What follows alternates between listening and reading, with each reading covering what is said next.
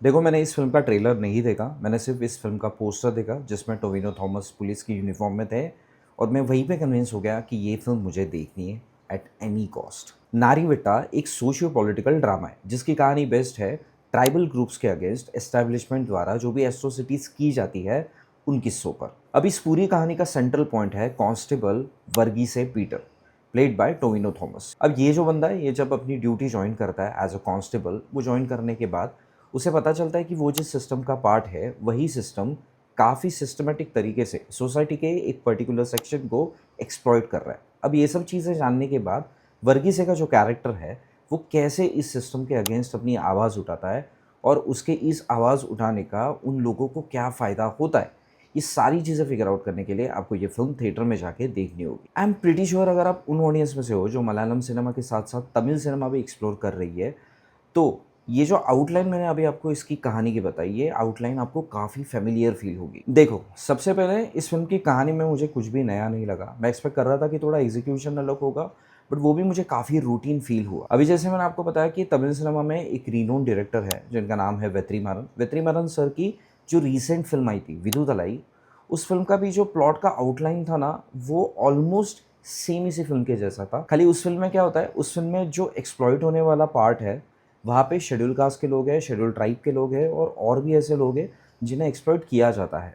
लेकिन यहाँ पे ये पूरा फ़ोकस सिर्फ़ शेड्यूल ट्राइब पर है और उनसे रिलेटेड जो पॉलिटिक्स है, जैसे नक्सलवाद हुआ या बाकी चीज़ें हुई, उन्हीं पे फ़ोकस किया जाता है, which is not a bad thing at all. इस फ़िल्म के जो राइटर, डायरेक्टर हैं, उन्होंने इस फ़िल्म का जो मेन टॉपिक है, उसे फ़िल्म में अच्छी तरह से हैंडल करने की कोशिश की है। फ़िल्म में जो हार्ड हिटिंग या ब्रूटल एस्पेक्ट वाले सीन हैं, वो भी बहुत अच्छे तरीके से दिखाने की कोशिश की है। आई वुड से कोशिश की है, बिकॉज़ इस फ़िल्म में 2-3 सीन हैं, वो अगर आप छोड़ेंगे, तो ऑन अ होल लेवल इस फ़िल्म ने मुझे वो हार्ड हिटिंग या ब्रूटल एस्पेक्ट वाला जो फ़ील है ना, वो नहीं दिया। Again I am saying 2-3 scene ऐसे हैं, जिसे छोड़ के ऑन अ होल नोट इस फ़िल्म ने मुझे वो एक्सपीरियंस नहीं दिया। कई बार तो मुझे ये समझ में नहीं आ रहा था कि ये फ़िल्म एक्चुअली किस चीज़ पर फ़ोकस करना चाहती है। क्या ये हमें वर्गीसे पीटर के पर्सपेक्टिव से चीज़ें दिखाना चाहती है, या फिर अचानक से फोकस जो है वो पूरी तरह से जो ट्राइबल ग्रुप का पॉलिटिक्स है, उनको सेंट्रल पे रख के उसके पर्सपेक्टिव से दिखाई जाती है। तो ये एक चीज़ थी जो मुझे सेकंड हाफ में काफ़ी नोटिस हुई। अब देखो, पर्सनली मुझे ऐसा लगता है कि किसी भी फ़िल्म में हार्ड हिटिंग या एक ब्रूटल एस्पेक्ट होना, इसका मतलब ये नहीं है कि उन चीज़ों को विजुअली स्क्रीन पे दिखाना। उनके जो एक्सप्रेशंस होते हैं, उनके एक्शंस होते हैं, उनके जो कॉन्फ्लिक्ट्स होते हैं, इन सब में वो ब्रूटल एस्पेक्ट रिफ्लेक्ट होना चाहिए। मैं आपको और आसान भाषा में बताता हूँ। समझो आप अल्कोहल कंज़्यूम कर रहे हो। अब आपको आदत हो गई है कि आप 750 ml की जो पूरी बॉटल है, वो एक ही टाइम में डाइजेस्ट कर लेते हो। मतलब आपको या फिर आपके लिवर को उसकी आदत हो गई है। अब अगर 4-5 दिन बाद आप वापस किसी दोस्त के साथ अगर पीने के लिए गए और आपने सिर्फ़ 180 ml का क्वार्टर मारा, तो आपको उसकी ट्रीट नहीं मिलेगी। एग्ज़ैक्टली मेरा एक्सपीरियंस इस सिनेमा के लिए ऐसा था। मतलब वेत्रीमारन सर ने अपनी फ़िल्मों में जिस तरीके से इन सारी चीज़ों को दिखाया है, वो देख के जो मेरा बेंचमार्क सेट हो गया है, उसके बाद अगर मैं कुछ भी उसके नज़दीक नहीं देख रहा हूँ ना, तो मुझे ना उसका वो एसेंस फ़ील नहीं होता और ये फ़िल्म देखते टाइम मुझे एग्ज़ैक्टली वही फ़ील हुआ। फ़िल्म का जो फर्स्ट हाफ़ है, वो फ़िल्म के सेंट्रल कैरेक्टर को और उसके अराउंड जो पूरी दुनिया है, उसे सेट करने के लिए बहुत अच्छा खासा टाइम लेता है। एंड एट सम पॉइंट ये फर्स्ट हाफ ना मुझे काफ़ी स्ट्रेच फील हो रहा था because of the romantic angle of Varghese Peter. मतलब टोविनो थॉमस के कैरेक्टर का जो रोमांटिक वाला एंगल है, उसका एक्चुअली मुझे सिग्निफिकेंट पूरी फ़िल्म में पता ही नहीं चला। मतलब उसको अगर थोड़ा ट्रिम भी कर देते ना, तो भी शायद काम बन जाता। फ़िल्म के सेकंड हाफ में ये फ़िल्म थोड़ा बेटर एक्सपीरियंस देती है। लेकिन अगर आप मुझे ये पूछोगे कि 2 घंटा 20 मिनट तुमने फ़िल्म देखी कैसे? अगर तुमको इतनी सारी चीज़ें नापसंद आ रही है, तो उसके सिर्फ़ 2 ही रीज़न है। एक है टोविनो थॉमस और दूसरे है सूरज वासुदेवन। देखो, फ़िल्म का एग्ज़ीक्यूशन कहीं पे लैग हो जाता है, थोड़ा फ़ोकस यहाँ-वहाँ हिल जाता है। बट एक चीज़ फ़िल्म में कांस्टेंट रहती है, फ़िल्म के लीड जो कैरेक्टर्स हैं, उनके performances. Tovino Thomas as a Varghese Peter is so good. Specially जो ड्रामेटिक सीन है, उसमें उन्होंने कमाल की है।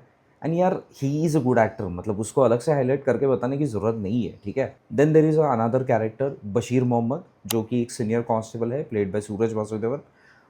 उनका भी काम बहुत ही बेहतरीन है। उनका और टोविनो के कैरेक्टर का ना एक फ्रेंडशिप वाला आर्क फ़िल्म में चलता है।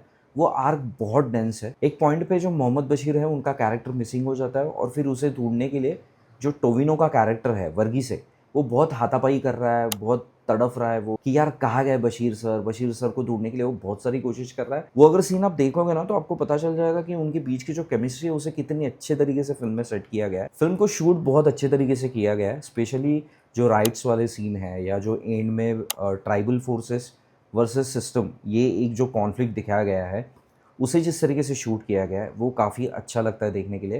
एंड सेकंड, एक पर्टिकुलर सीन में जब आप इतने लोगों को लेते हो जिसमें बहुत सारे छोटे कैरेक्टर्स रहेंगे, सपोर्टिंग कैरेक्टर्स रहेंगे, लीड कैरेक्टर्स रहेंगे, उस सीन को जिस तरीके से एग्जीक्यूट किया है ताकि वो अच्छी तरीके से स्क्रीन पे दिखे, उसका पूरा क्रेडिट मुझे लगता है इस फ़िल्म के डायरेक्टर को जाता है या उनके क्रू को।